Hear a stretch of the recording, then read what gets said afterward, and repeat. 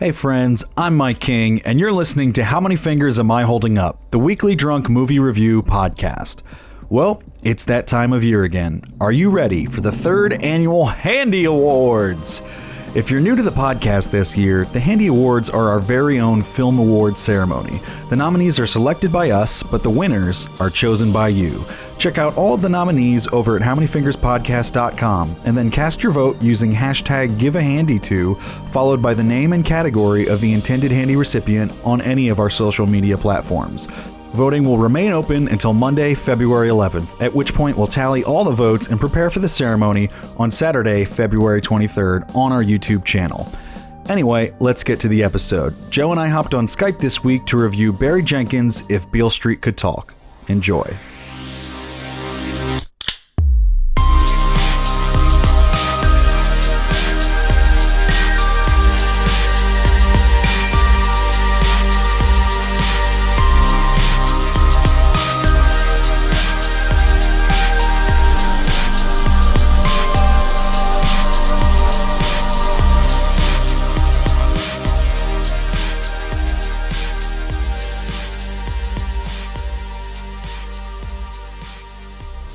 Hey everyone, and welcome to How Many Fingers Am I Holding Up, featuring two guys getting oddly specific and reviewing movies in a weekly podcast form. And thank you to Dan Martin on Facebook for that synonym suggestion, that oddly specific synonym suggestion.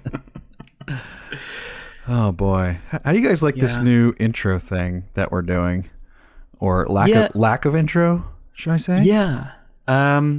I don't know. I feel like ever since we added that first intro where we're going over, everything that's been happening with us, it would go from that, where we'd be like, hey, I'm so-and-so, and we're reviewing this movie, and this is what's been going on, and then it'd go right into like, hey, it's us, and we're reviewing this movie, and then we'd come into the actual episode and be like, hey, it's us, and we're reviewing this movie. It's like three intros, yeah.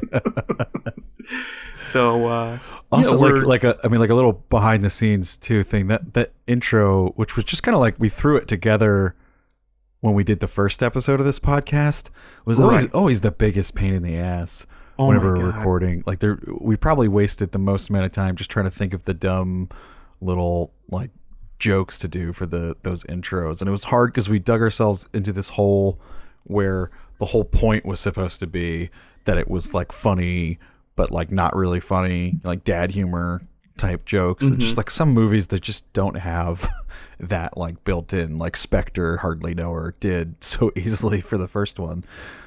So we spent so much time trying to do those, and it's such a relief to not have to think about that anymore. Yeah, it's just such a weird thing when you're trying to compose like a structure of a podcast when you've never really done a podcast before, and then you have to keep following that. And then also we had that like transition from like we would first record that intro like with the guest, and the guest would have to like watch us struggle through trying to come up with like a punchline. Yeah.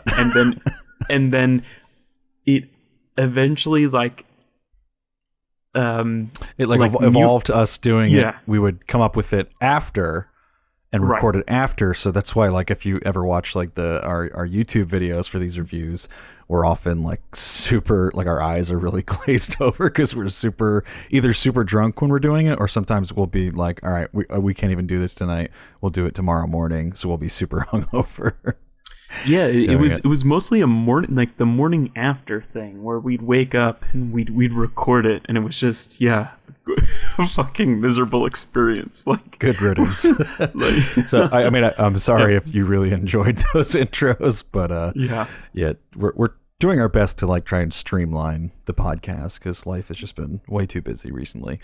Speaking of, we just did another live show last night.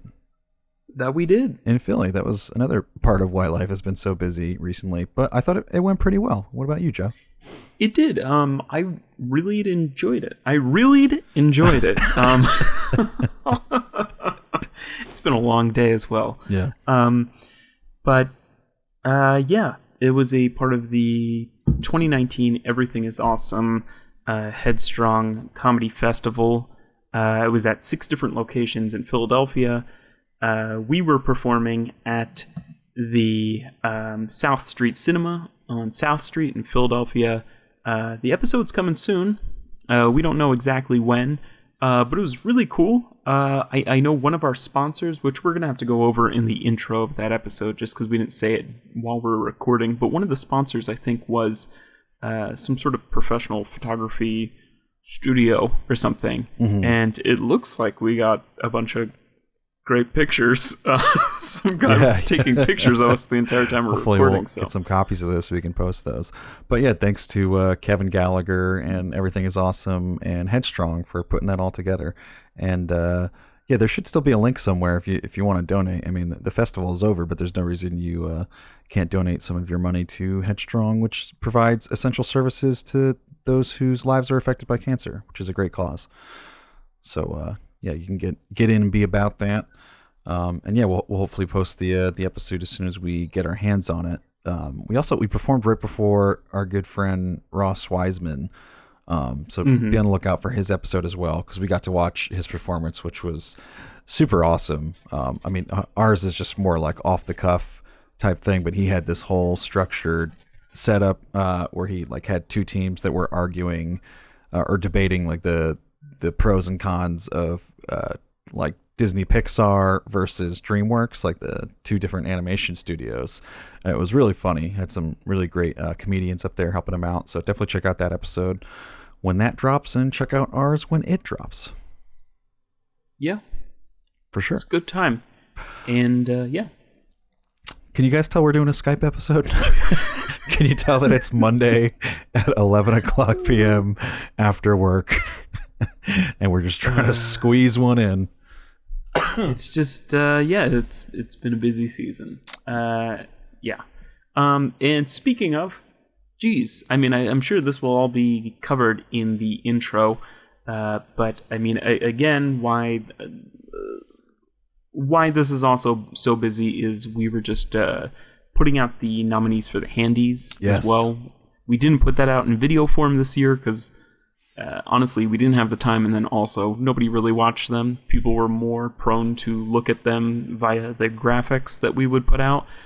So by the time this episode is out, if you visit any of our social medias, or you know, maybe it's on our website by now, or just you should be able to see.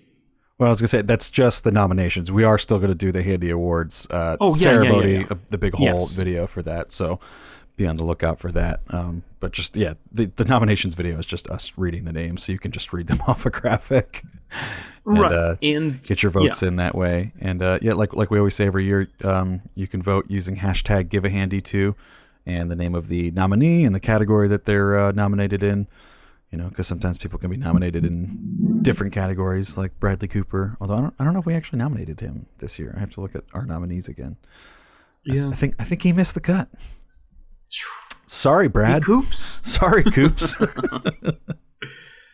But yeah, enough about this. Enough with the house cleaning. Yeah. Let's dirty this house up and let's open some beers. Let's fucking trash this house, bro. And let's open some beers. Mike, what are you drinking this week? All right, I'm drinking the Crisp from 6 Point Brewery. It was part of like a 6 Point Brewery like variety pack. This one is a Pils. Ooh. 6 Point, they're like I always see them everywhere. I've had them a few times. I had bought like a variety pack for a party I was at earlier in the month. But it's like those like tall, slender silver cans with like different colors on them. Yeah. And their logo is like a 6 Point star. They're pretty good. They're always very hoppy, but I don't know. I don't mind the hops. Yeah. And then I'm having Omission Brewing Company's IPA. And that's like that one. I feel like it's like the biggest beer or brewery that's just what's it called, gluten free. Oh, okay, yeah. Yeah, you can picture like the big O, and there's like a green, yellow, and blue one. The green one is an IPA. There's I think there's another gluten-free. Do you know where Omission is from? Not off the top of my head. I think there's a Portland? few. Yeah, Portland, no, Oregon? there's another gluten-free brewery that I think is local to New Jersey, and they have some of their beers in a lot of like the New Brunswick bars. And we were out in New Brunswick, me and a couple friends, and my friend Tom got one of like the gluten-free beers. I don't even know if he knew it was gluten-free. He was just like ordering based on like the name of a beer at a bar, and got it, and it was like super disappointing, he thought. So he gave it like a really low rating on Untapped. And like checked it in, and like someone from the brewery, like as if it were like Yelp, like left like a reply comment and like, oh, I'm so sorry you didn't enjoy this. Is there anything we can do to like make this better? It was like the most like awkward thing ever to just be like checking into a beer on Untapped and have someone from the brewery be like, oh, why didn't you like our fucking beer, dude? That's funny. Right. I was just like looking at an advertisement on Facebook for like honey, you know, that like Chrome or browser plugin that's oh, we'll find coupon codes for every website you go to. And then it was like, it's the best thing to happen to the internet. And someone's like, I don't know, I think The Onion is the best thing to happen to the internet. And then customer service left a comment and was like, we'll have The Onion added right away to our honey services. And it was just like, oh no. No, you don't order things from there. It's a satire website. Yeah. Not to plug honey, but I've had that for a while. I feel like they started doing a big push recently. I hear it on podcasts and advertisements now, but that's like a pretty cool plugin. I don't know if you ever used it before. I've used it. I haven't seen like a huge difference. I haven't. I'm not a believer yet, and I'm willing to be. It's usually pretty good on like Amazon, because even if it doesn't get you a coupon for Amazon, it'll always confirm if you have the lowest deal or not. It's like you'll be shopping on Amazon and you can turn it on like when you're in the cart, and it'll be like, oh, this is the lowest deal. This is the lowest deal. This one is the lowest deal, and you can have it like check for price drops and stuff like that. I don't know. It's just kind of one of those things I like install in Chrome you don't really think about. Anyway, enough plugging honey when they're not paying us. Honey, sponsor us. Get to the movie already. All right, SoundCloud comments. We'll get to Okay, Alex. You want to read that IMDb description, and I'll give my very threadbare notes for If Beale Street Could Talk? Yeah, sure. I didn't realize you were going to do the notes. I'll help out. Okay. Teamwork. I just have so the IMDb description for If Beale Street Could Talk is: a woman in Harlem embraces her pregnancy while she and her family struggle to prove her fiancé innocent of a crime. Correct. Yeah. So If Beale Street Could Talk was written and directed by Barry Jenkins, based on the novel by James Baldwin. Barry Jenkins has previously directed a bunch of shorts, and for features, he's directed Medicine for Melancholy and 2 years ago's Moonlight. And really, the only other like thing of note is just the award season push by this movie, and it kind of got a little bit left out at the Oscars. It did get nominated for 3: Best Original Score for Nicholas Britell, Best Adapted Screenplay for Barry Jenkins, and Best Supporting Actress for Regina King, but did not make the cut for Best Picture, as they only nominated 8 this year. Yeah, no, I was about to say, I was taking notes earlier, and I was like, Best Supporting Actress, Best Adapted Screenplay, and Best Original Score. I think there's an error on Wikipedia. It was actually up for Best Picture as well. It is not. I think we've just... I had it in my predictions. I thought it was going to just make the cut at number 9. Right. Not that the Oscars number theirs, but you know what I mean. Right. We look at the top 10 so often that, it's often that, I mean, you're the, Goldfingers, our video series and everything. How often are 10 really brought into this? There hasn't been 10 since I mean, I went over this in like last episode, I think, of Goldfingers, but like in 2009 was when they switched to it could be 10, and it was 10 that year, and I think it was, I don't want to speak out of turn. It was 10 one of those years, maybe all those years, until they switched the rules again in 2011, where it could be up to 10, but it didn't have to be 10, and they also did like this like sort of like runoff voting system where like if you had less than 10 movies, or sorry, more than 10 movies, you would sort of like whittle down until you got to 10. But whatever the voting rules are, they only like started nominating like 9 or 8 since then, right? Like since 2011. So it's pretty rare to get to 10. But yeah, in addition to the Oscars, I believe it was up for the same 3: Best Supporting Actress, Best Adapted Screenplay, and Best Original Score at the Golden Globes, in addition to Best Motion Picture Drama at the Golden Globes. And that's also... And what did it lose to, Joe? Jeez. It lost to Bohemian Rhapsody. So God. I'll never get over that. But, however, is that her name, Regina King? Yeah. She did win Best Supporting Actress. Yeah. So that's something. I mean, even though I think, I don't know, I feel like she's kind of... Also, what a fucking great cast. Oh, yeah. And an underappreciated cast.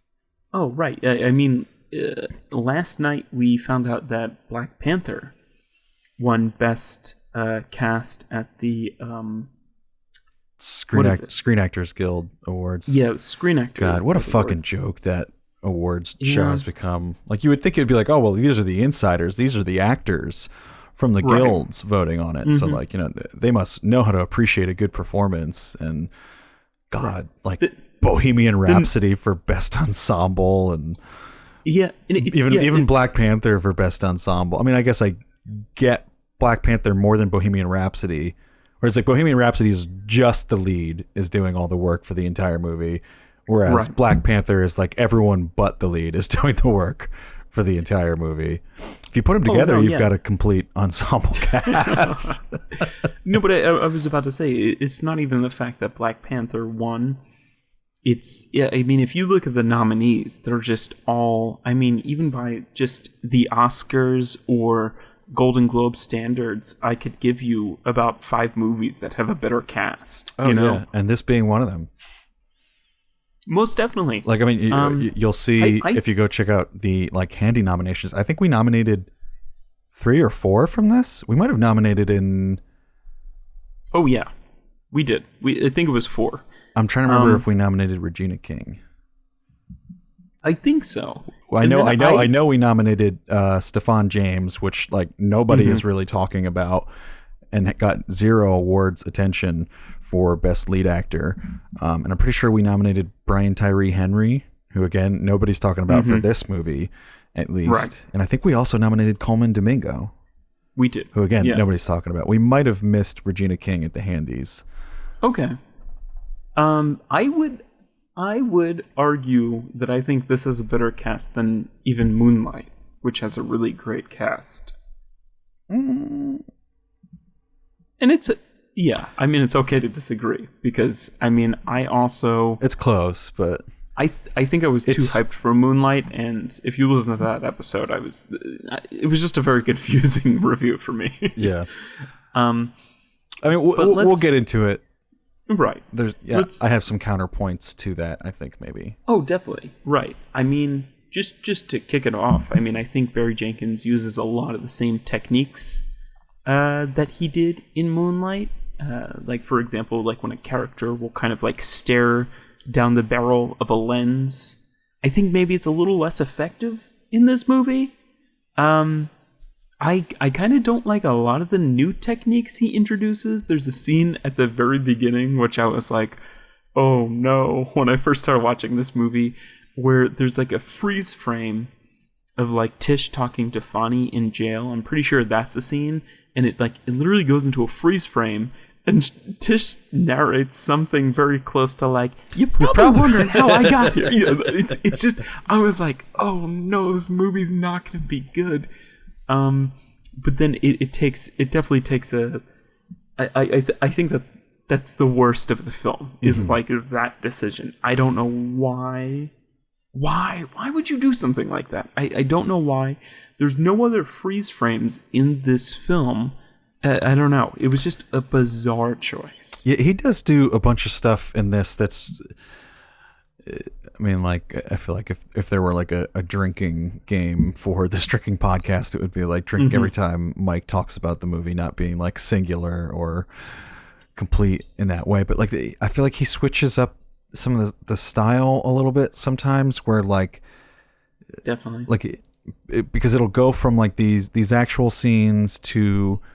like Tish narrating, and there's times where like it's almost like some like this is a very extreme example, but it's just from recent memory, but like something you would see in like Vice or The Big Short, where like she'll be talking and like something will be happening almost just to be like a backdrop to her talking. Like it's not something that we are actually seeing outside or inside the movie, I should say. Right. Like it's not happening inside the story, rather, is a better way to put it. It's just happening in the movie, like when we are like looking just at like the face of the one cop that Ed Screen plays while she's narrating, or when we're looking at the I can't remember the actress's name, but the rape victim from is it Puerto Rico?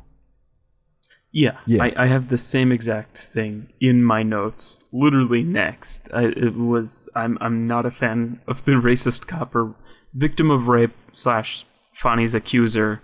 Like, I feel like Barry Jenkins kind of like plucks them out of their environment and puts them in a place that's like a good shot with like the city behind them, while Tish like explains who they are.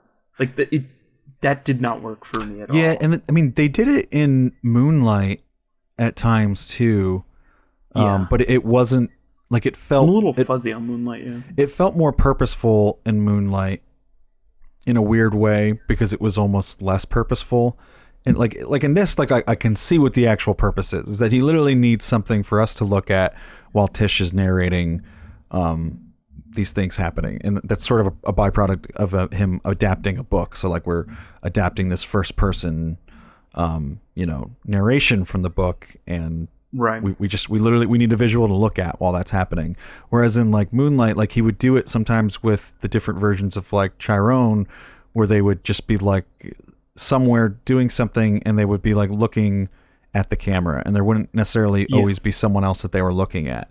It would just be to sort of like get this feeling across. And like he talked about it. I listened, again, another drinking game for this podcast, I listened to the director's cut episode for this, and it was pretty great. It was Paul Thomas Anderson interviewing Barry Jenkins. And Paul Thomas Anderson was saying that he loves Barry Jenkins close-ups. So Barry Jenkins was kind of talking about them and saying that like he likes to, film a bunch of them and not use all of them. But the way he like determines when to use them is like when like an actor's performance seems to like really just like melt into the character.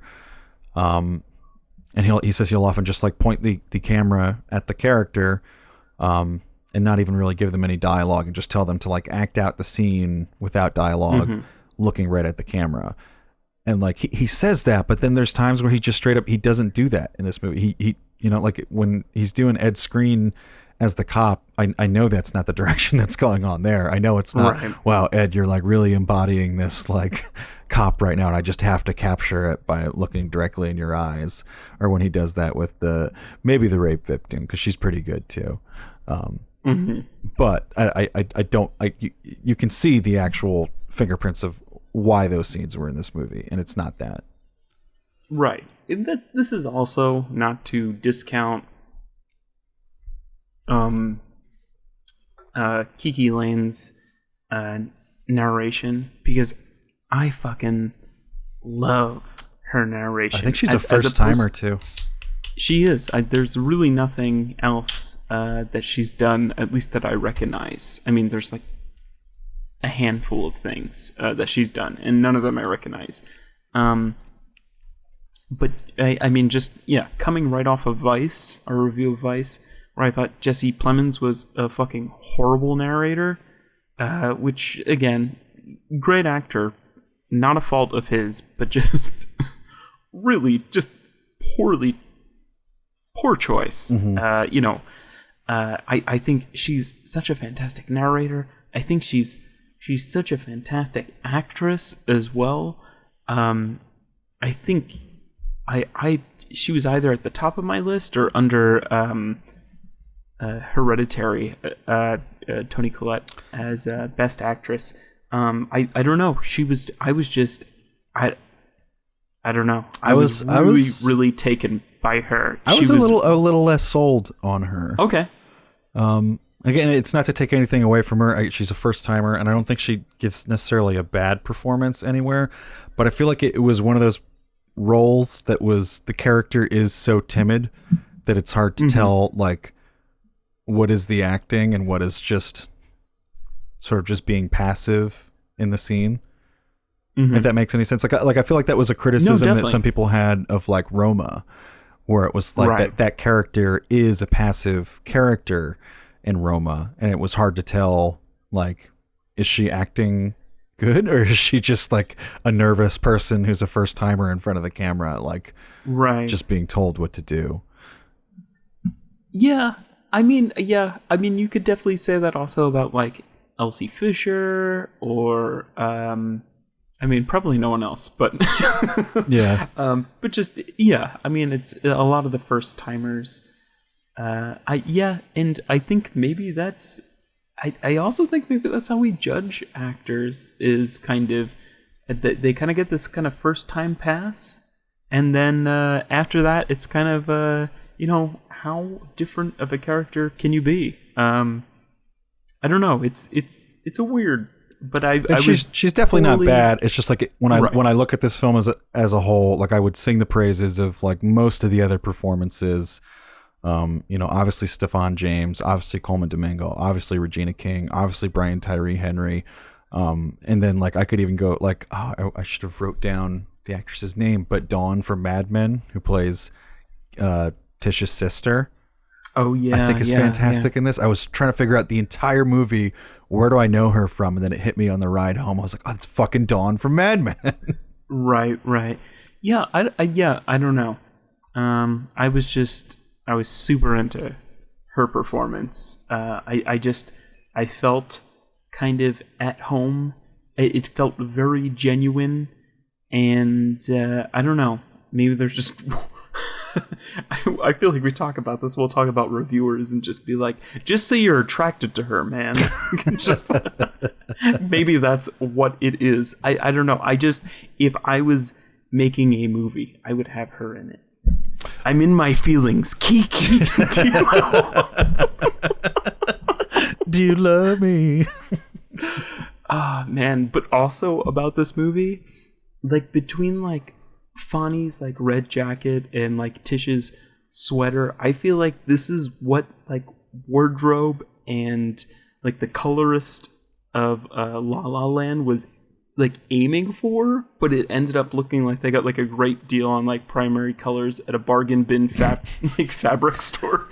But like it works so well in this. Like they're like the yellow is kind of like a little more muted, and like the jacket is flannel. Like it's not loud, but like it's also like the colors are really, they play such a gigantic role in this movie too. Yeah, it ends up almost being kind of like Thanksgiving colors in a lot of the movie, where it's like, like brighter colors but muted versions of those brighter colors, and it like there's a lot of like warmth in this movie. What does Thanksgiving mean? Thanksgiving colors, like the yellow of one of Fonny's jackets, like yellows, browns, like maroon type reds. Okay.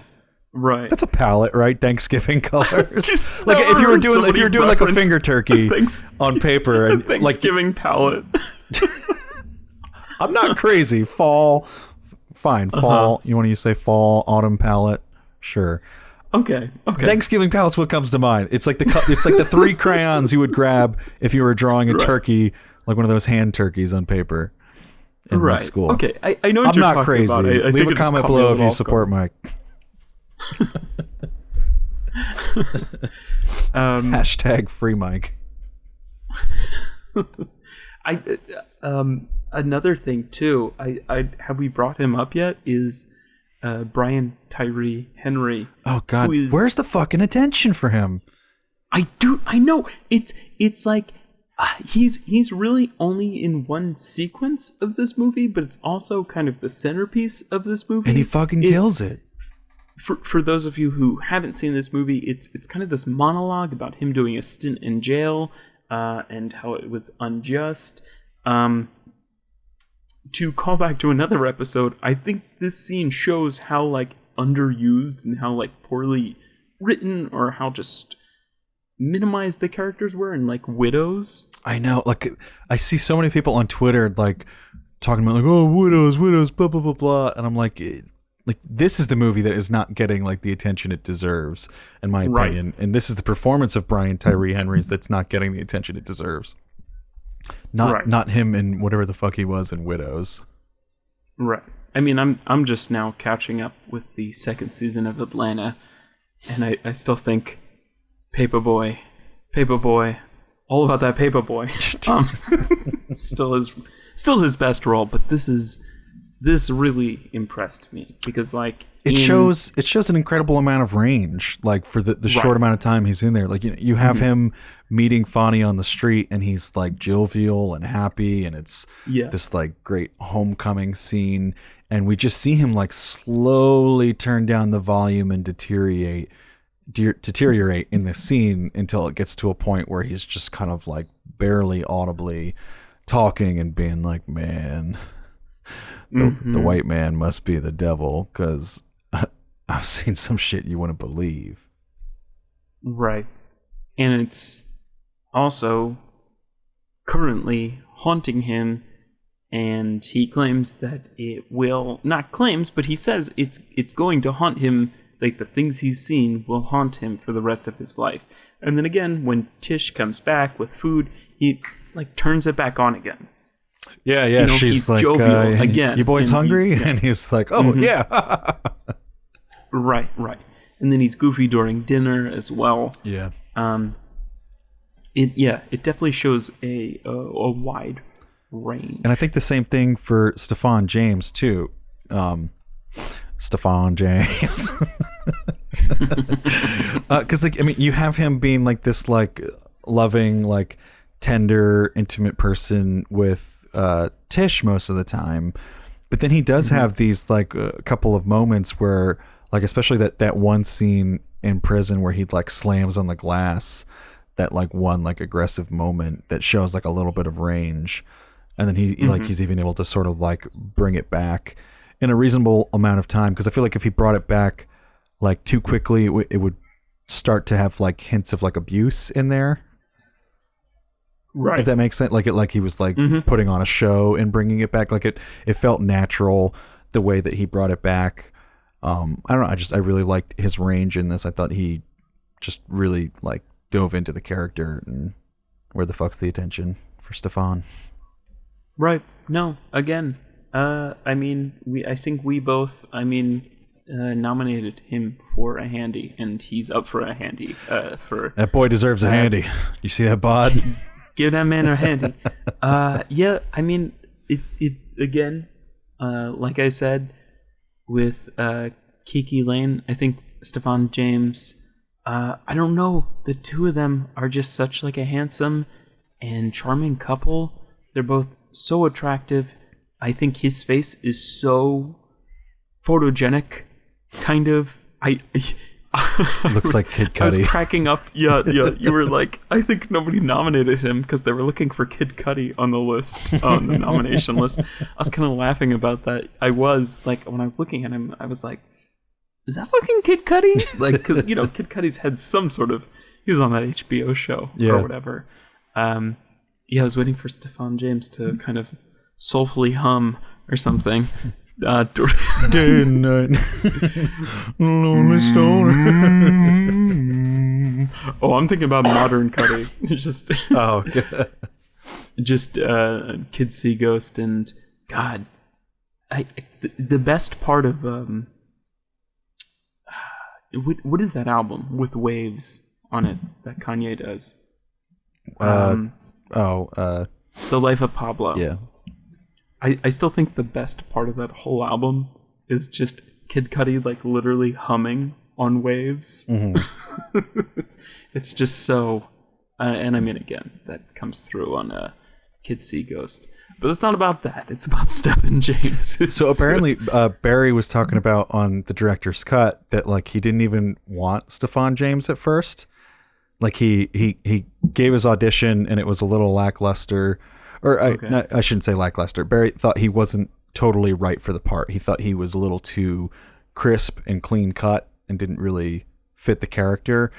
And Stefan James was like so adamant about it that he basically just kept like badgering Barry Jenkins. And he was like, excuse me, sorry, I didn't mean to cough in the mic. He was like, you know, I'll film this like entire movie, you know, on like, you know, takes for you. Like I'll do every single scene. And Barry was like, all right, that's not necessary. Like, let me give you a few notes and you can do a couple scenes here and there. And then I guess he like really adjusted his performance from his first audition off of Barry's notes and really impressed Barry enough that he brought him in for a screen test with Kiki Lane. And he said their chemistry was like off the charts. So he's like, all right, well now I obviously got to cast this kid in it. Right. And obviously it worked out. And I haven't really seen him in anything. No. I don't think I never saw that movie Race. He was in Selma, but I don't remember his part in Selma. Yeah, and then I've heard like really great things about him in that Homecoming, which is on Prime. Oh, with Julia Roberts. Mm-hmm. And then besides that, I don't know if I've no, not besides that. I've just straight up never seen him in anything.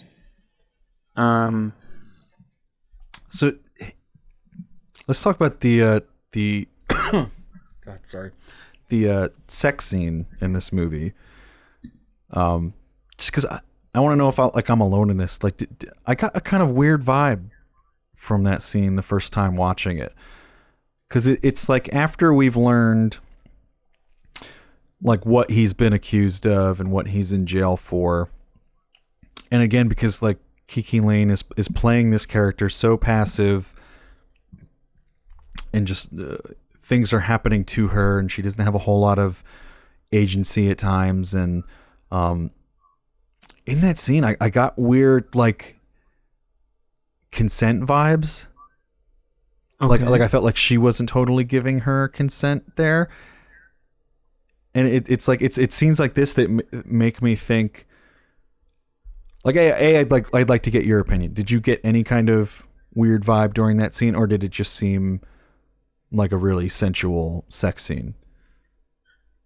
Yeah, I didn't get that. I don't know. It reminded me of the sex scene in like God, what is that movie called? Love and Basketball, I believe. It's just I don't know. It's a very, in my opinion, it was just like a very gentle kind of realistic sex scene. Mm-hmm.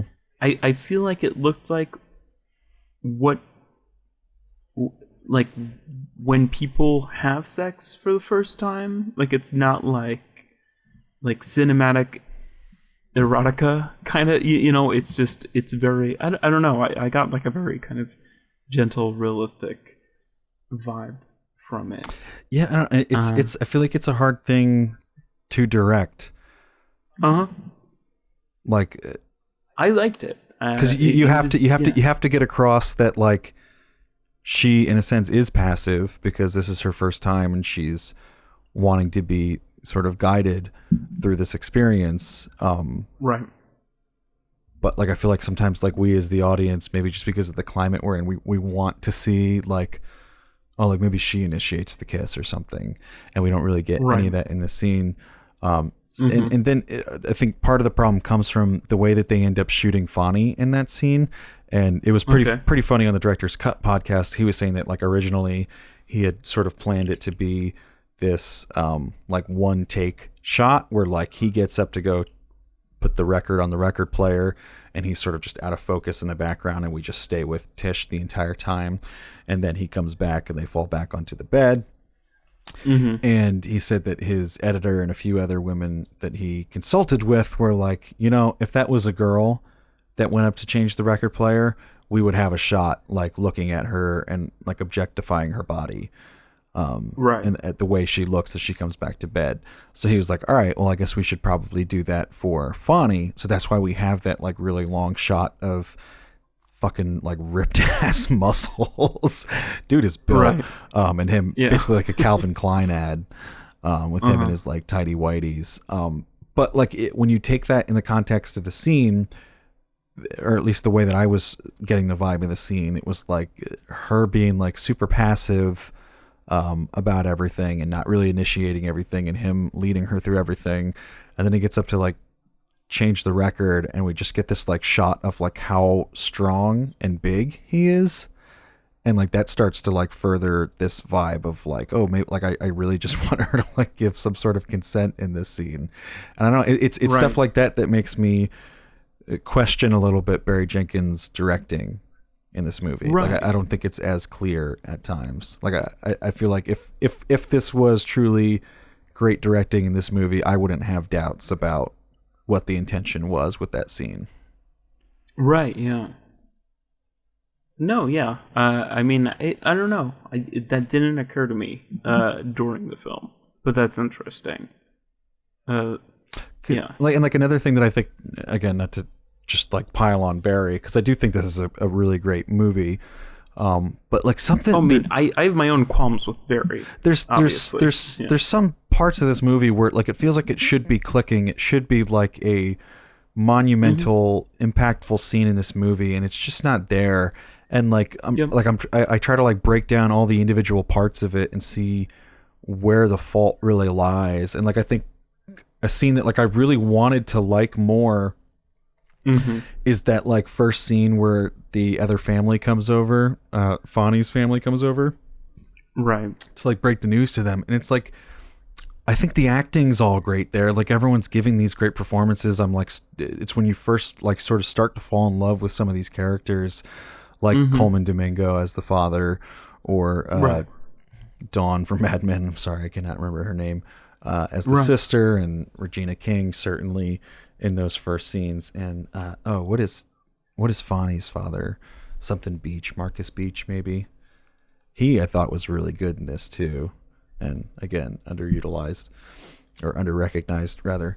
And then like you look at like the script, and I think the script is great. Obviously, like there's just such great things being said, and I think it has to be either the editing or the direction of the editing that ends up fucking this movie over.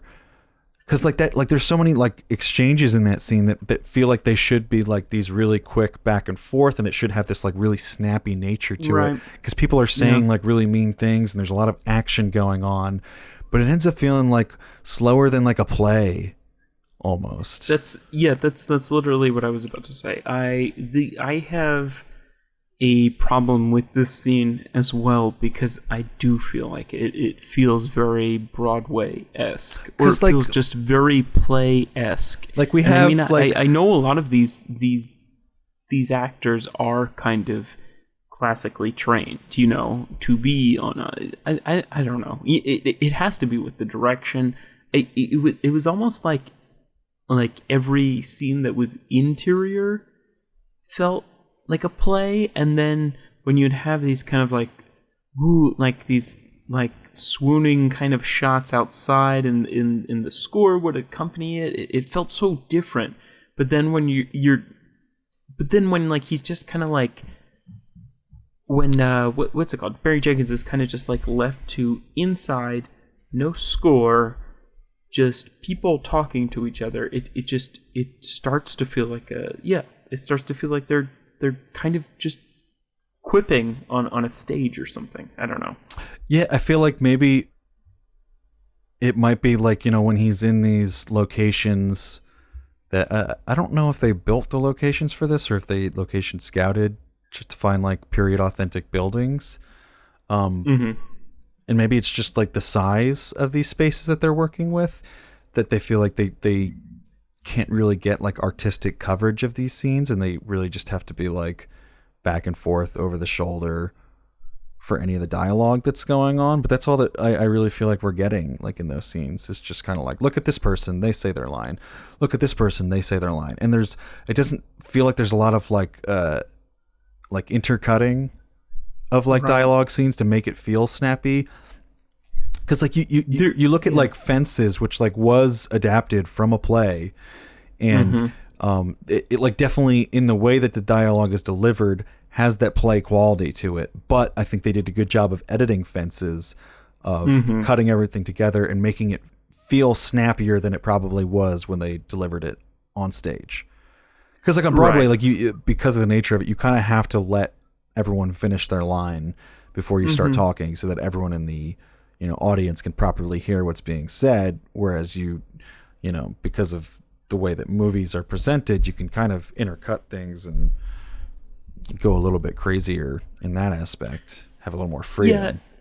Yeah, no, exactly. And again, to go back to that word of quipping, it is like, it's just kind of like everyone had the perfect punchline to come back at another person. It's like they all had been waiting their entire lives to say like this like very clever punchline about like this other person, kind of. It's kind of like, and I don't know, it was weird the way that it was edited, because it left like too much room for like old white people in my audience to like applaud like the quips, kind of, where it was kind of like, I don't know, I like, as much as I don't believe in religion, like I didn't want what's her name's, I didn't want Tish's, as toxic as religion can be, I didn't want Tish's mom to be like #slam dunked on the entire time, like this scene was going on. Mom. Yes, Fonny's mom. I'm sorry. God, I'm mixing up their parents hardcore, because I was about to correct you when you said when you were talking about Coleman Domingo. But anyway, yeah, no, I was just like, did you nominate the right person for that? No. Of course. I mean, I directed him. I mean, I didn't direct him. Barry Jenkins. That's me. Director of Moonlight. But I don't know. There was too much. Again, like I said, there was too much slam dunking on like kind of like, well, if Jesus is your savior, then you must love this boy. Like, it was just kind of like, okay, well, like I feel like an actual argument wouldn't happen like this, and maybe some like a conversation like this would only happen kind of on stage or something, where everyone has like kind of the perfect punchline to come back at the person who was wrong. It wasn't as dirty or as gritty kind of as a lot of the reality of this movie was. See, I liked like all the words that were said, the order they were said in, what was actually happening in this scene. I literally just think it was like the directing and the editing of these actors giving these good performances of these good words. Like, cause like I think even like, I mean, it could definitely be like that for me too. I mean, I'm sure maybe if these exact words were cut in a different way, yeah, you wouldn't have as much time to like sit on them and stew on them, because that's also not how we react to things that are really going on. Like someone's saying something, and we're moving on from it, and we're saying what we're responding to, rather than like, oh, punchline, beat. Okay, well, hear about this punchline, beat. Yeah. I mean, I'll get into why I like this movie a lot too, just to kind of piggyback on what I was just talking about, where I do think, again, where maybe some of the dialogue or the rhythm of the dialogue wasn't as realistic, why I wanted to match a lot of the realistic elements of this movie, I feel like pretty often we see race from a perspective of like in movies of like how two people get along, like Green Book. I think like that can be boiled down to a very kind of dated view of racism, which is kind of like a white man and a black man learn how to become friends. Where I think like this movie is about like the systems that create injustice. I do think this is an incredibly romantic movie, but I also think the romance is kind of a vehicle to explore the systems that create injustice. It was just kind of like, I feel like I heard somebody explain like leaving this movie, like the feeling that you feel is like a quiet outrage. It's like, you know, you don't leave this movie what was that movie called? I don't know. But you know, like your typical movie where it's not like, oh, how uplifting. Oh, are you thinking of Loving? Yeah. And you're also not leaving the movie like that's defeating. Like it's not defeating you. It's something. Yeah, it was bittersweet at the end. It's something that's a little more muted, and because of that, I think you're forced to kind of like sit with it for like a very long time after you leave this movie, and you're like, oh, that's fucked up. Because like, it's not like anybody like, oh, it's not like anybody dies in this movie. It's not like, oh, somebody died and we're left with the pain of the injury. It's like the joy that is lost. It's like this beautiful love story that they could never have. Like, you know, it's not all about Fonny's like suffering in prison or whatever. It's about like the blank space left by like the happiness that they are unable to have. And I think that is so perfectly there is also portrayed by like the non-linear like cut of this movie, because the ending also does like it is definitely that like it, you know, it's them like eating like potato chips in a like crowded prison, not even a cafeteria, just like a meeting room for families and visitors. But it does sort of have the nice note, and I really like that they did this because they didn't bring back the rest of Fonny's family besides the father at any point. But you notice that the little kid, I forget their son's name, like he wants to like say grace, and that's obviously a callback to, you know, we thought that, you know, Fonny's mom didn't want anything to do with this kid because it was born of sin, but this kid wanting to say grace obviously means that, like, you know, she's been a part of this kid's life somehow. She didn't abandon him, and it's just like this little sort of unspoken hint at like, oh, okay, like there are some positives to this situation, and some things did sort of work out, even if there is this sort of awful like blank space about what could have been of this like beautiful relationship. But what you're saying about the sort of way this movie handles racism and like systems of racism, I feel like all the good things about it are James Baldwin, and all the things that I don't like about it are Barry Jenkins, unfortunately.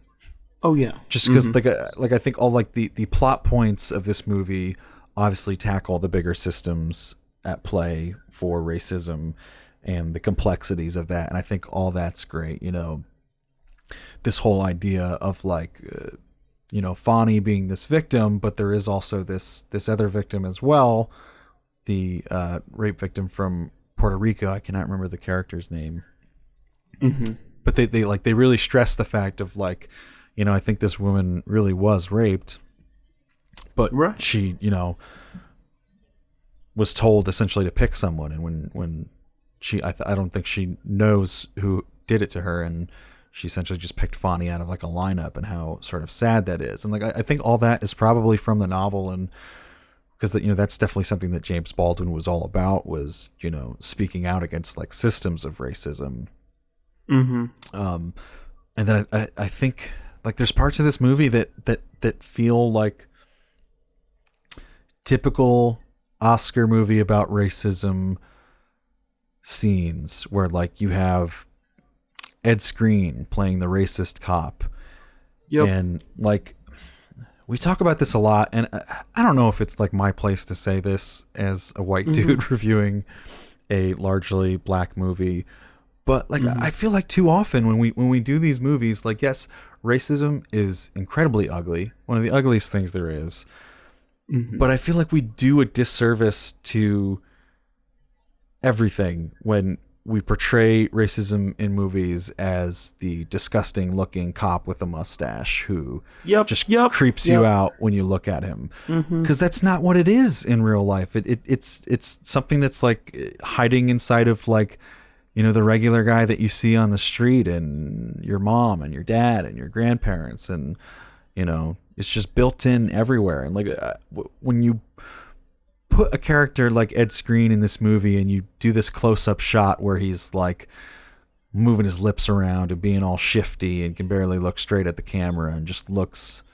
you know, creepy and suspicious and intentionally so, then it allows like people watching this movie to be like, oh, it's not me, it's him. You know, racism isn't me. Racism is the creepy cop with a mustache that we keep putting in these movies.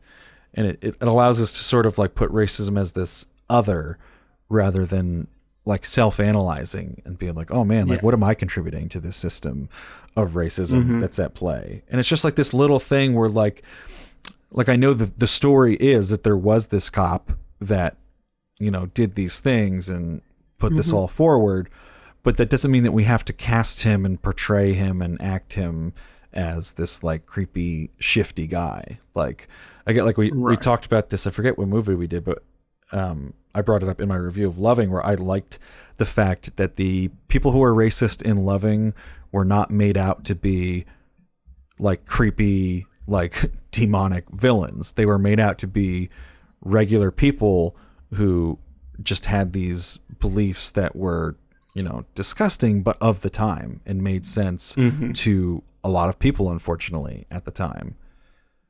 And that like allowed us to like see sort of how frustrating the situation must have been for, you know, people who are affected by those systems, because it's not, wow, like look at this obviously creepy and suspicious person who's doing these disgusting things. It was, oh, look at the sheriff that everybody likes and appreciates, telling me that, you know, I shouldn't be dating a black woman because I'm white. Right. You know. Yeah. It's just kind of like Detroit. Like it's kind of like that was probably the movie we talked about it. Like Will Poulter is kind of this like weird looking. Yeah, it's. I totally agree, and I have notes just like that, where it's kind of like they casted too ugly, they casted too mean looking. It's like I feel like you didn't have to look like an inbred to be a racist cop in the 1970s. Yeah. I feel like that gives your average looking white dude a pass. Evil looks average. And then I feel like too often we cast these like racist white guys like they're mad at the world or they're mentally unstable.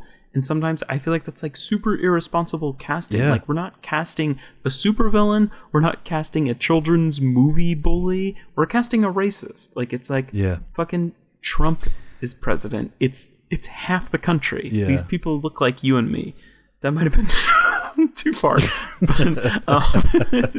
But it's no. I'll stick by. And they go a step further in this, in also inserting like a white savior in this movie. I'm not talking about the lawyer. I'm talking about Dave Franco's character. Dave Franco, no, exactly. Which, like, I think the lawyer has the lawyer is not as much of the good white guy. You know, I think he's a little.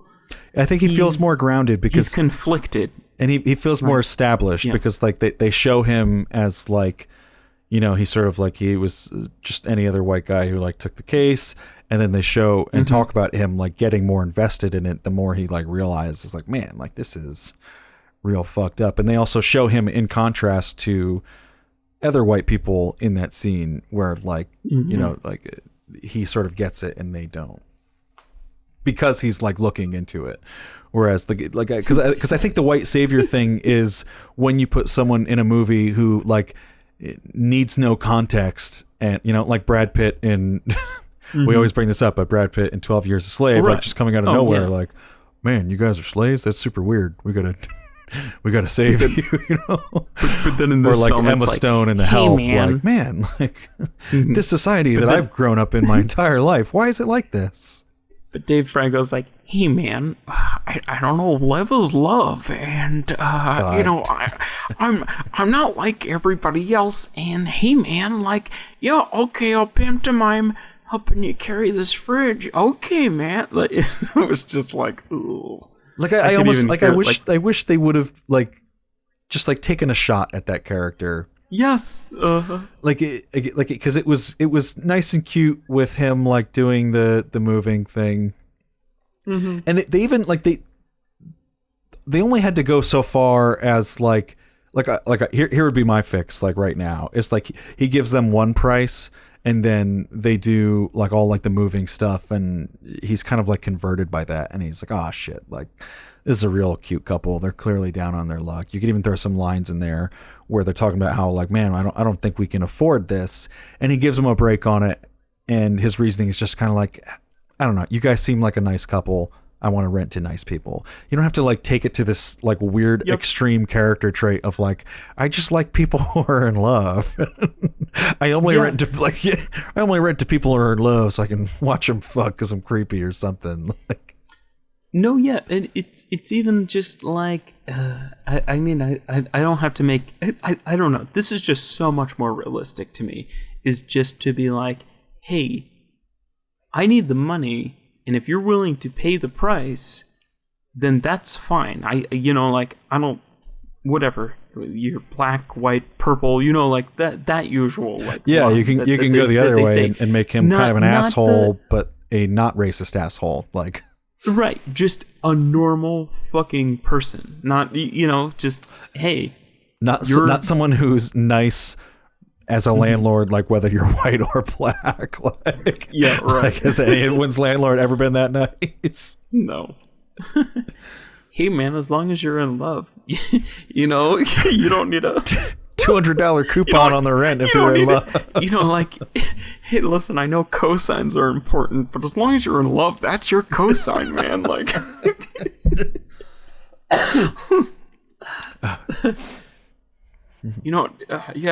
skip the down payment. You guys are obviously in love, and marriage is your security deposit.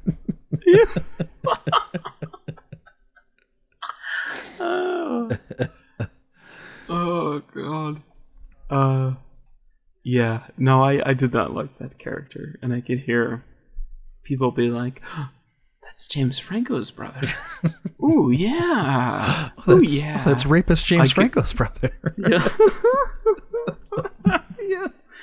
Oh, man. I hated the fucking people in my theater. Luckily, they were not able to ruin this movie for me. But it was just like, again, a bunch of old-ass white people being like, there was somebody and her husband behind me, and the husband kept trying to predict twist. He's like, I bet he did rape her. And I was like, it's not that kind of movie, dude. Like, it's about racial injustice. It's not about a twist. Like, actually, we found the evidence, Fonny. You're gonna be in here for a long time. It was just weird. It was just maybe he was right, or maybe he was a racist.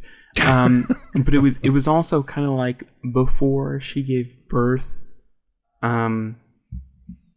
There was kind of like this kind of like long scene of Tish. I don't know. She just kind of had like this narration monologue before she gave birth, and she just saw Fonny, and Fonny didn't look like he was in great shape. And again, people behind me, like old white women behind me, were kind of like, I bet this means that Fonny killed himself. And it was just kind of like, God, no. Like, and I feel like that's why I landed on that's such that just like nobody had to die in this movie, for you to be like, oh, I'm outraged, Yeah. you know. And it's although and I did get just, yeah. I thought that they were trying to, like, I didn't think it was actually going to happen, but I thought they were trying to set us up to believe that he was going to kill himself in that Like a one red scene, because herring, like yeah. he's clearly all beat up, like, and this is I think after we've heard, because like they have the scene before they meet Brian Tyree Henry, where he's like, you don't know what it's like for me in here. That's when he like slams the glass when he's like getting real frustrated about the fact that he's probably not going to be getting out as soon as he thinks. And then we hear about like what actually happens in prison from Brian Tyree Henry. And then we have that scene after that, and it's like, oh, like now we know sort of what's happening to him. And he's kind of all beat up, and he kind of like takes his time like saying goodbye, and is like a kind of sweet about it in a way that like definitely gave me the feeling of like, oh, maybe he's like preparing for this to be like his final goodbye. Right. And I didn't think they were actually going to do it in the film. I just thought it was maybe Barry Jenkins trying to set up that expectation so that we would be surprised when he is still around. Damn it, Barry. What are you doing, Barry? But I don't know. I read a lot of reviews that were kind of like I just saw like critics complain about like I don't know, like not accusatory but suggesting or opening the question of, there are these very heavy themes like the legacy of slavery and like institutionalized racism, and it's just kind of like, how do we balance that with this very beautiful love story? And I don't know, that never totally crossed my mind, especially just because I really enjoyed seeing this kind of this kind of like fleshed out characters' lives. Like, I think it'd be like pretty fucked up if like Fonny's entire life was just defined by this injustice that happened to him. And again, like I said before, like it's kind of like this nonlinear structure serves as almost it almost serves as like, oh, it's like what could have been, even though it's all happening in the past. I don't know. It's just like I don't think I don't think it's just ugly films that can be made about racial injustice. I mean, I think there's some really light-handed films about racial injustice, and we'll usually see those at the Oscars. But on the other side, kind of like Spike Lee's movies, where it's just kind of like sometimes things get lost in like how ugly like a film can be, and it's just kind of like, all right, are you just trying to make this more ugly? And then it kind of takes away from the racial injustice. I don't know. I think there's just like a balance, and I think this strikes the right balance, at least for me. Just because that thought never really crossed my mind. And especially if you've ever written or ever read, if you've ever written James Baldwin's work, you would probably be James Baldwin. James Baldwin is like both beautiful and angry, and he's able to balance that. And I think that's one thing that Barry does right, is he's able to kind of balance those two feelings. I think, yeah. Like, like I was going to agree that I think he definitely gets the tone of what I understand James Baldwin's work to be like without having read any of it yet. I did watch I Am Not Your Negro, the documentary. Right. But like based on like the first like sort of passage that they show in this movie, where it's like Beale Street is any street in America. It's the street we all sort of like grew up on, whatever that seems like it's the opening line or opening something from the book. I don't know if it feels like there's probably more in the book than is in this movie, which is obviously true of every movie adaptation, but I didn't really feel like I understood Beale Street as a character. Right. Like, and like it seems like if the movie and the book are called If Beale Street Could Talk, and if the the book has that passage in it about, Beale Street is, the street we all grew up on. We're all familiar with it, that type of thing. And I feel like I wanted to get to know it better. And I don't know, I'd have to read maybe an analysis of the book on its own.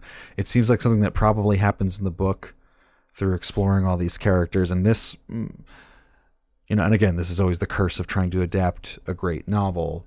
But this feels like it's just focused on the love story that takes place Almost in that book. definitely. Like, it's just Tish and Fonny, as opposed to, like we only get Fonny's family once. We only get Brian Tyree Henry once. We get one shot at Ed Screen as Officer Bell. Like we don't really get a whole lot of like what's going on Beale Street and like what makes it so recognizable to people who live there, literally and metaphorically. No, yeah. Like I feel like they try to do that with like the Diego Luna character, the waiter, the guy from Rogue One. Right. Like, going there and like knowing him by his name and him being like so kind and whatnot. But like, I don't know. I needed a little bit more. Yeah, no, I agree with a bunch of points you brought up. Lonnie's like never really returning to Fonny's family. I keep almost calling him Lonnie. Next time on Fonny. Yeah, again, not really returning to the racist cop and everything. And again, that opening narration monologue and the title of the actual film, I don't think there's enough attention brought to any of those things. I would 100% agree. Yeah, I don't know. That's just me agreeing with those points. I'm not really bringing anything else to the table. I hate to keep slinging sort of insults or backhanded compliments at this movie, but like I really love the score of this movie. Yeah, individually, like on its own. When I listen to the score, I'm like, man, this is some beautiful music. I don't know if it really fits this movie. Okay. Like I feel like the movie might have been like better served by like a more traditional piano score, just to fit like the pacing of the movie. But like the Nicholas Britell score, like when it has like the really big cinematic moments, I think it works. That like that theme that keeps coming back, the like type thing, like that really iconic melody, I think is great. But there's a lot of times where like rather than using piano at all, they just stick with solely strings, doing sort of like faster. I'm totally losing what you would call it on a string instrument, not plucking. Just like, God damn, what is the term for it? When you're moving the bow back and forth, whatever, the sort of rhythm of the strings and the notes that are being played on the stringing instruments, like they like try to pick up the pace with that, and it just doesn't work as well as like a well-placed like piano score would have worked, I think. And it just kind of feels like it doesn't feel like it's necessarily timed to what we're seeing on screen. Like it seems like Nicholas Britell kind of like wrote some really dope music and they tried to like edit it into the movie rather than like a real composer like watching the movie and being like, man, what really fits this movie? Right. And like what really heightens the emotions of this scene and what like matches the motion of the characters and the pacing of the editing going on. Yeah. I hate to throw stones at it because it's such a beautiful score, but I was expecting, because of all the hype that it's had, and like how good it was just listening to it beforehand, I was expecting it to like fit better with this movie. And I was kind of surprised watching a few scenes where I was like, oh man, it feels separate. It doesn't feel like it's in the movie.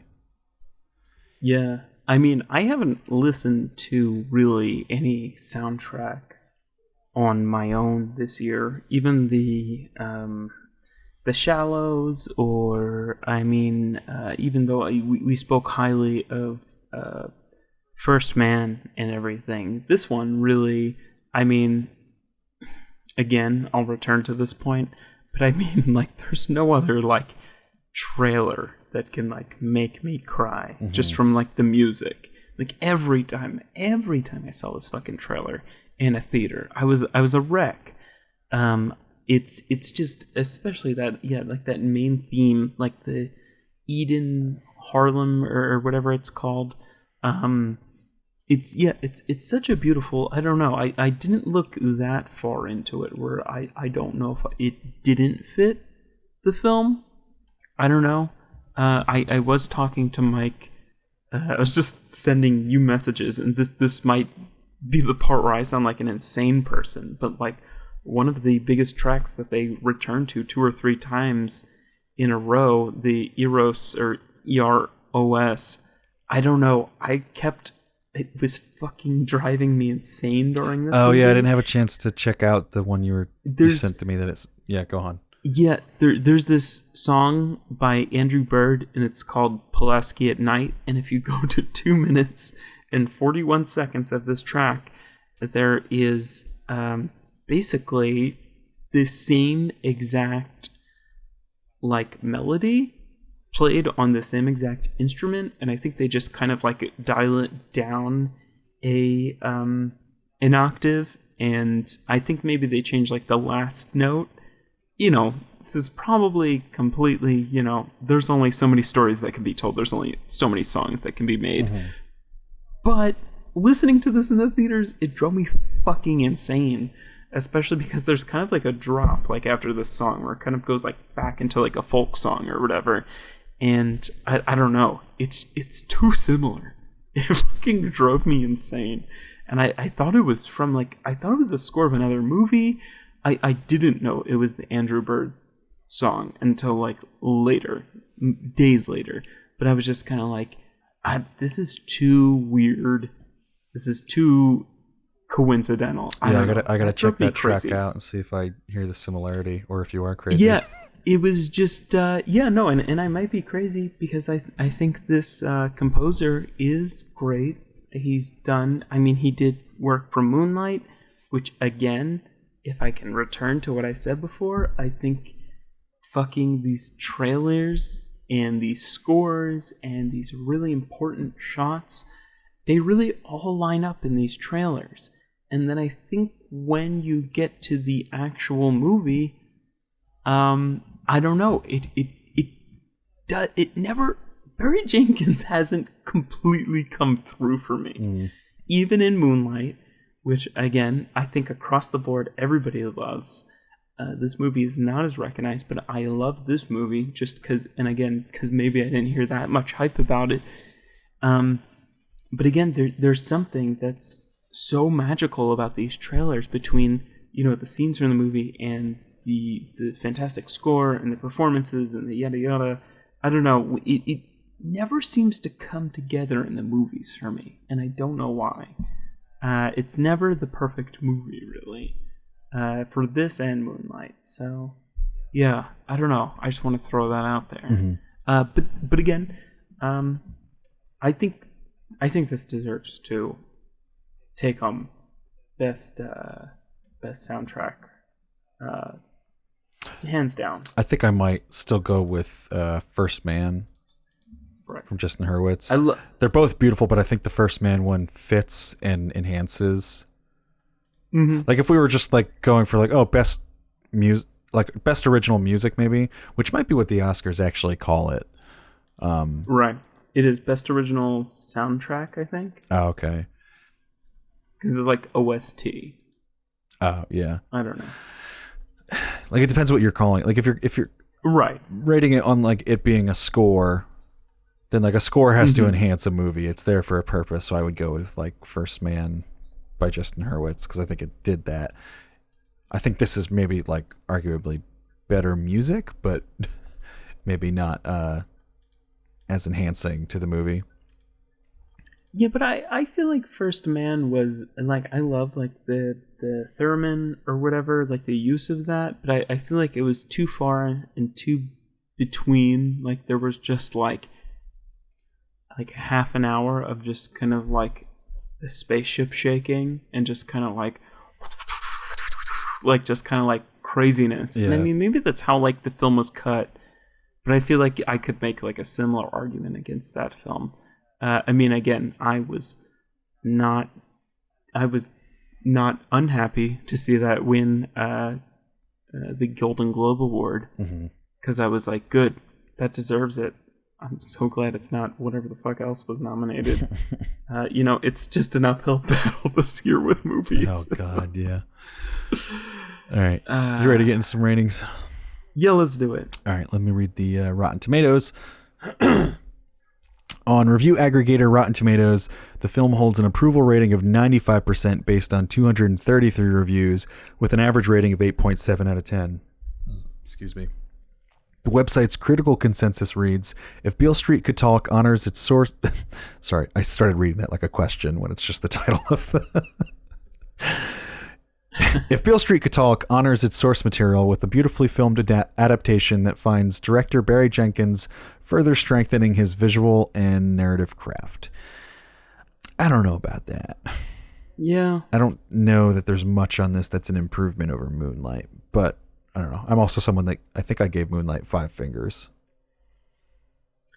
Yeah, it was also one of those things, I feel like we first started seeing trailers for this film like way too quickly. Well, they were Moonlight came out. So on the Director's Cut podcast, he was talking about how he basically wrote this and Moonlight in the same sort of like burst.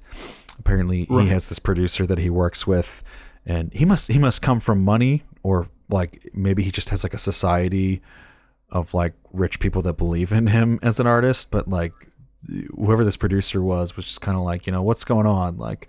And Barry was like, like I don't know. I feel like I need to just like get away to Europe for a while if I'm going to make a movie. So they put together like $8,000 and sent him to Europe for like 2 months. And there he like on trains traveling around Europe started working on Moonlight as sort of like an exercise, and then finished Moonlight, and then like a week later wrote the first draft for this, and then obviously fine-tuned it later on. But like both of them were sort of like born at the same time in his mind. Is probably why like Moonlight comes out and he's just immediately like, all right, well, I've got this other one already written. Let's hop right in. Right. And I'm sure studios were like, yeah, let's throw that fucking best picture director into something else immediately. Let's fucking go, dude. Now, faster. Yeah, I mean, I don't want to discredit like his screenwriting ability, but I'm sure it was a little easier just because both of them were based off of. Yeah, they were both adapted. One was but yeah, that's really interesting. I don't really. I just remember he did like the Medicine for Melancholy, and then like he just kind of gave up on movies for a really long time, and I wish I knew why he got back into films suddenly. I remember he said something about it in his Oscar speech, but yeah, no, that's interesting.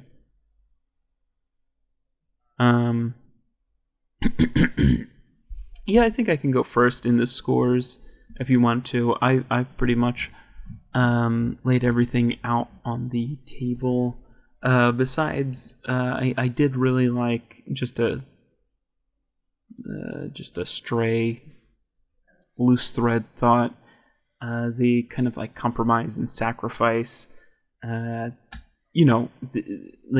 these families are kind of forced into like a life of crime to kind of combat this injustice. Yeah. It's kind of like these wrongs begetting wrongs. And it does feel like that had something to say, like kind of about this cyclical nature of crime and everything.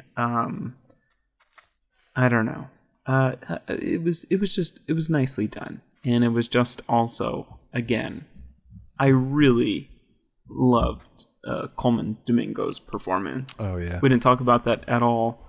But he's so great, and I think you can see a lot of they know how great he is. I feel like they use so many of his lines in the trailer. So if you just watch the trailer, you can see how incredible he is. And again, I feel like his IMDb is kind of a mile long, but you wouldn't really recognize him for anything. Hopefully he'll start getting work.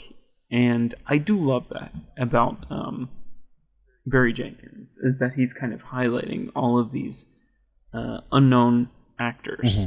And hopefully Besides they can go on. Dave Franco. Oh, yeah. I'm so Let me just stick this one famous person in about. Yeah. But yeah, again, yeah, I think I've said everything I've wanted to say about this film. I think I'm going to give it a 3.5. I don't know.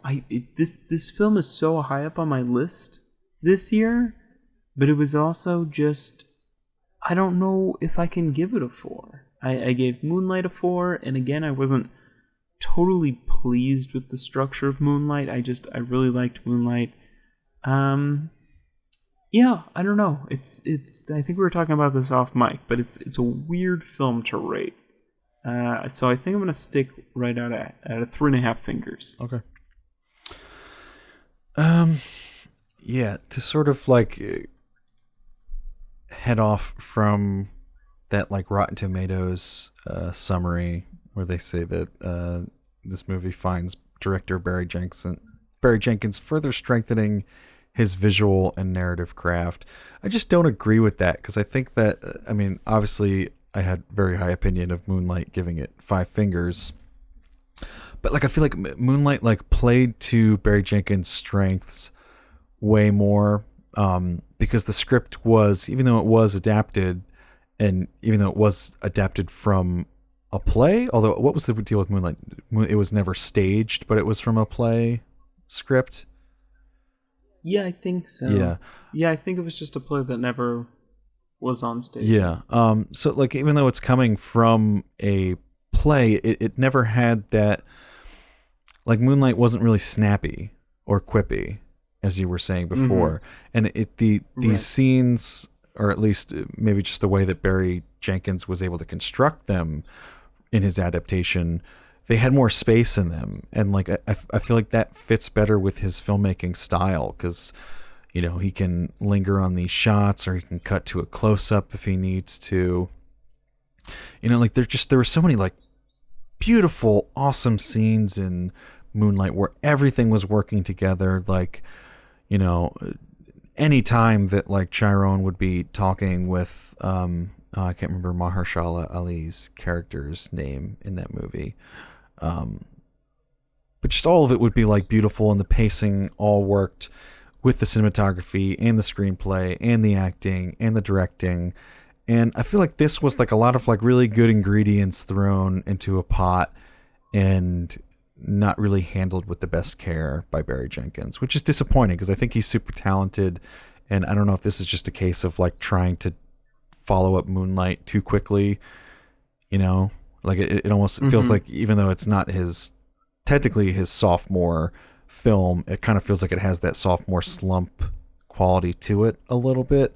Definitely less so than a lot of other movies, sophomore efforts by directors. But it just seemed like maybe it was a little rushed on his end, and not as much care given to it. And maybe not, I don't know. I have to blame the editing for a lot of it. I think that if they had edited this snappier, I think it could have saved a lot of this. I think there were some editing choices that took us out of the film, or made us think things that we didn't necessarily need to be thinking about the film. And I mean, I wish it had a I don't know how to say it, like I don't want to say a better message about race, but a better handled message about race. And that's really just through the things that we talked about, where I think that it has all these, great ideas about systemic racism from James Baldwin's work. And then Barry Jenkins kind of comes in and I don't know why, but throws these sort of like cliche Hollywood racism tropes in there You know, like the ugly cop and the white savior and all this stuff. Mm-hmm. Which is weird because he has Final Cut with his movies, he was saying. So like at first I was like, well, maybe that's the studio being like, well, Right. this could be an Oscar movie, so we got to do something. But that also wouldn't make sense because there wasn't any of that in Moonlight, and Moonlight like won the Oscar without even really trying. Yeah. So yeah, I don't know, but it's unfortunate because I think this has some of my favorite performances of the year. You know, Stephan James is certainly up there as, you know, probably my number 1 or 2 performance of the year from a male. You know, Regina King is obviously awesome. Coleman Domingo, amazing. Brian Tyree Henry, one of my favorite supporting actor performances of the year. Probably second only to like Alex Wolff in Hereditary. And Kiki Lane, you know, I mean, I didn't mean to like throw too much shade at her before. I think she's fine. She just kind of like pales in comparison to, I think, the rest of the stellar cast that really got no recognition this year. I'm kind of just like stalling, trying to find a place to land my rating because I don't know, like 3.5 almost feels too. I know it feels too low. It does, but I also have so many criticisms that I could throw at this movie. But I don't know. I came away from it feeling good. I knew I definitely liked this movie when I came out of it, and I had definitely a lot of positive feelings. I think it might just be that like that sophomore thing of like, man, Moonlight was so good, and I wanted this to come closer to being Moonlight than it was able to. And it's less singular, it's less concise, it's less skilled than Moonlight was. Mm-hmm. Yeah, I think I'm gonna have to. Nah, I gotta give it a 4. I gave Avengers Infinity War a 4. That's like the scale I've got to hold everything to now. I think I would put this above Avengers Infinity War. Yeah, I don't know. It's such a weird fucking sliding scale that we work off of. Yeah. Just because I think when we were rating the handies, this was between First Man and Eighth Grade, which I both gave a 4. Uh-huh. But for some reason, this lands at a 3.5. Yeah, this is my 6th most favorite film that we've reviewed this year. Mm-hmm. But somehow it still lands at 4. I also wanted to say, I don't think either of us were, you know, I'm so glad that Regina King is getting the recognition that she's getting too, because that Puerto Rico scene, that's such a fucking... Oh, it's heartbreaking. I don't know. Yeah, that's so heartbreaking in so many different directions too. Just because, you know, both the film and her character don't want to be like victim blaming, but also there's something so big on the line too. It's just such a hard scene. And again, I think that's probably the scene they submit for these acting awards, and it's kind of like, man, how can you turn something like that down? It's such a great performance, and it's such a wide range of emotions. Can I ask like a kind of potentially stupid question that might embarrass me to listeners listening to this in the future? I didn't get the like wig scene getting ready for like Puerto Rico. I've heard people like point that out as like one of their favorite scenes in this movie, and even in the director's cut podcast, like Paul Thomas Anderson, like, you know, like made the whole audience applaud for that and was like, you know, hands down by far the scene of the year is the scene of Regina King putting on and taking off the wig. And I'm just kind of like, I didn't not like it, but I don't know what I'm missing about what's so important there. Like, I feel like I missed whatever the subtext of that scene was. I think there's just kind of like, yeah. Like, I didn't know if it felt like there was like backstory I was missing that was probably from the novel or something. Because we didn't get into this at all. I didn't understand how she knew the Pedro Pascal character that she sits down for dinner with. Like, how did that get set up? I don't totally know that. Like, they just kind of sit down to dinner, and I was like, maybe the answer is hidden in there somewhere. Like, they have some sort of history together, and that's why she's like so sort of like finicky about how she's going to look, and she's second guessing, like, do I put the wig on? Do I take the wig off?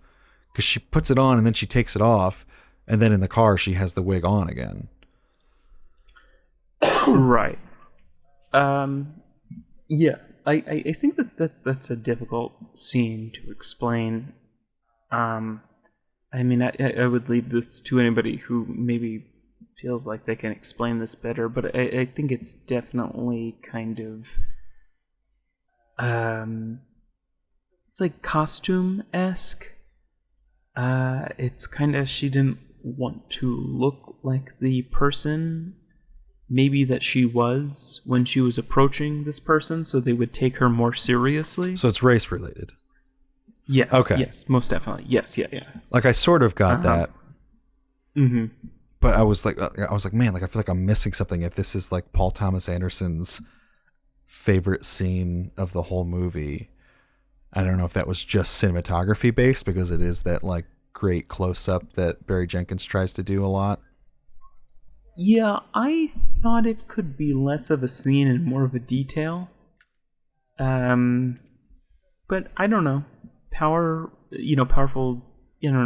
can come from different lengths of time or whatever. I don't know. It didn't help or hurt the movie really for me. I mean, I think it was a cool detail. Again, it was just kind of, I don't know. Like, I think, like, I get the way you're explaining it. I think I kind of just got it as it was happening, and then all the attention that was being paid to it, I was like, did I miss something? Like, why are we talking about that one shot so much?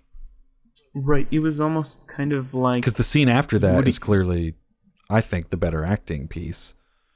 Right. But both the dinner and her meeting the, I just looked it up. It's Mrs. Rogers is the woman. Mm-hmm. I think it's also just because I don't know, like, I feel like there's not a lot of that in the rest of this film. I don't know, just kind of details like that. So like when I saw it, it was just kind of like, oh, that's interesting, but I don't know. Yeah, same. I think I took it at face value as well, and maybe would have not complimented somebody about it as like my favorite scene of the film. Yeah. Yeah. No. Anyway, Joe's 3.5 and my 4 will come to 3.75, obviously, rounding down to 3.5 fingers for If Beale Street Could Talk. Or what did we call it the other episode? If Beale Street Couldn't Walk. Dude, I embarrassingly have called this Beagle Street for the longest time. I don't know why I kept saying it. Yeah, I've said Beagle Street to many people, like, before I saw this film. Maybe that's why it wasn't nominated. People kept writing in If Beagle Street Could Talk. Right, yeah, starring Kid Cudi. Oh, man. All right. What do we got here? I mean, all of our links you can always find at howmanyfingerspodcast.com. Obviously, stay tuned for our live episode whenever we get the recording back for that. We're going to drop that real soon. And the handies. They're out now. You should be able to check out all of our nominations, our nominees, hopefully by the time this episode drops. And obviously, we need your votes for those. So, leave a comment on any of the images we have posted, or tweet at us, or send us a message. But really, any way you get in contact with us using the hashtag #GiveAHandy2 followed by the nominee and the category, and we'll count your vote, and we'll get ready for ceremony on a date that I don't have on the top of my tongue right now, but it'll be all over the graphics for this. So it's the weekend of the Oscars. Yeah. We try to preempt the Oscars. Late February. Yeah. So check that out. Stay tuned for that. Participate in that, please. We would love to get your votes in there. And yeah, that's about it. I don't know what we're reviewing next week. We should probably decide, because I think we're recording in a couple days. We are? Yeah. Oh, cool. we'll get around to that. I think Spider-Verse is going to be in the mix. Possibly. But besides that, we'll see. All right. Yeah. Well, I think that's about it. We'll see you guys next week. All right. Signing let's out get out of here. for How Many Fingers a Podcast. I'm Mike. I'm Joe. Later.